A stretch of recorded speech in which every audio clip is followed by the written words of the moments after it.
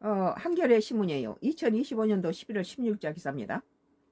대장동 항소 포기 집단 반발, 검사장 전원 평검사 강등 검토 파문이라는 기사입니다.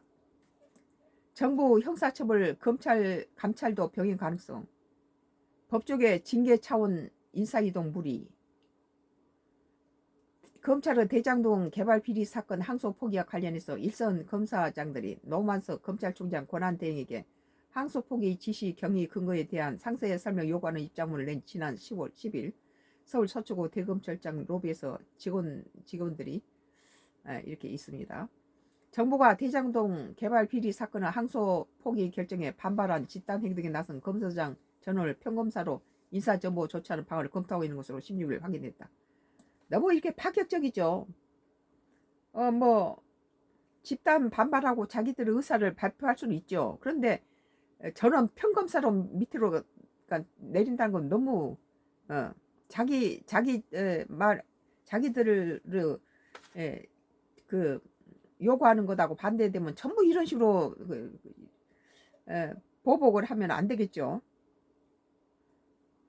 대장동 개발 비리 사건을 항소 포기 결정에 반발해서 집단행동에 나선 검사장 전원을 평검사로 인사조치 전부한다는 방안을 검토하고 있는데, 나 역시 항소 포기 결정에 나는 찬성한 사람이에요. 국가가 우선 안정을 해야 되겠다.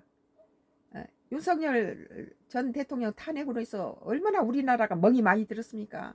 캄보디아 사건 우리 국민은 해외 나가서 저렇게 죽어나가고, 나라는 31명의 무정부 상태에서 아주 이 나라 기업들 나름대로 고초가 많았죠. 이런 상태에서 이제 국가가 좀 안정이 돼야 되겠다. 세계가 여러 가지로 관세로 어려움을 당하고 있고 우리나라가 도마 위에 올라서 자꾸 찍고 까부는데, 이제 정치가 좀 안정이 돼서 이재명 정부가 지금 잘하려고 애를 쓰고 있으니까 이 고비를 잘 넘겨서 또 새 정부가 뿌리를 내려서 안정되게 항해를 끝마칠 때까지 잘 밀어주고 해야 되는데, 헌법 84조에서 대통령 관한 모든 이게 재판이나 이런 것은 전부 법이 대통령이 그 국정에만 올인할 수 있도록 이런 것들을 전부 84조가 대통령을 위해서 다 중지되고 무효되게 이렇게 다 법이 돼 있잖아요. 그러니까 항소 포기를 한 것은 잘했다. 거기에 이재명 대통령이 내란이나 나라를 전복시키는 일 왜 다른 것들은 다 항소 포기도 하고 다 중지돼야 된다. 나는 그렇게 생각해요. 그런데 이제 이거에 비해서 정부가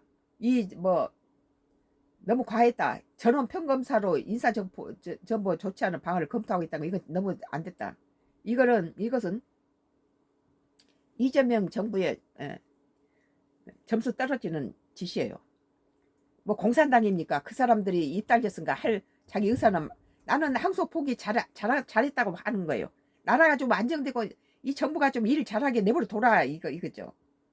항소 포기한 건 잘했는데 이 항소 포기에 결정에 반발하는 집단도 있을 수 있죠. 그 사람들의 의견도 하도록 자유주의로 내버려 두고 그것을 평검사로 인사정보하면 이것이 또 긁어 부스럼 나는 거죠. 그러니까는 독재니 무슨 공산당이 이런 소리가 나오죠. 여권 관계자는 이날 한겨레 정부가 집단 행동에 나선 검사장을 형사처벌, 검찰 및 징계, 정보 조치하는 방안을 검토 중인 것으로 안다고 밝혔다. 정부가 이건 너무 심하다. 사법에 대해서 너무 가하지 않느냐.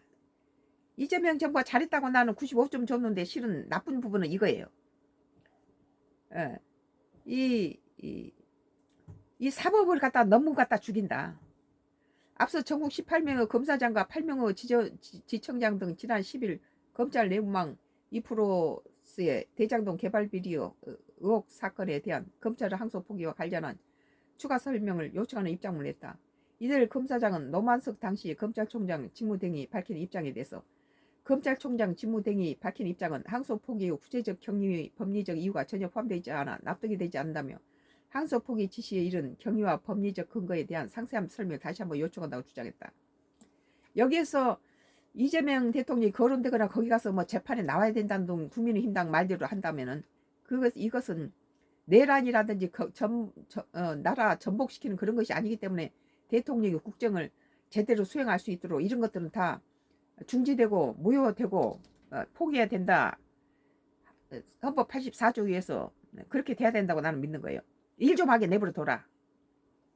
우선 정부는 집단 행동에 나선 검사장들은 평검사로 인사족지하는 방안을 검토하고 이거는 하면 안 된다고 나는 봐요.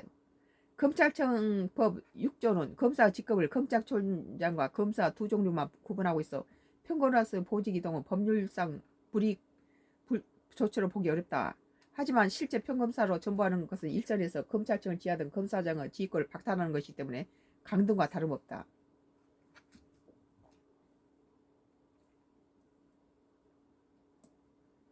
앞서 여당도 지난 14일 입장문을 낸 검사장들에 대해 인사조치를 요구한 바 있다. 김영적 더불어민주당 원내대변인은 법무부 장관은 이게 검찰총장에 관한 것인데 이재명 정부 들어와서 대통령이 갔다가 임명하는 법무부 장관한테 이 검찰 입법사법 행정이 다 상권이 분립된 것은 정부나 대통령도 검찰에 대한 권한은 검찰총장이 갖고 있어야지.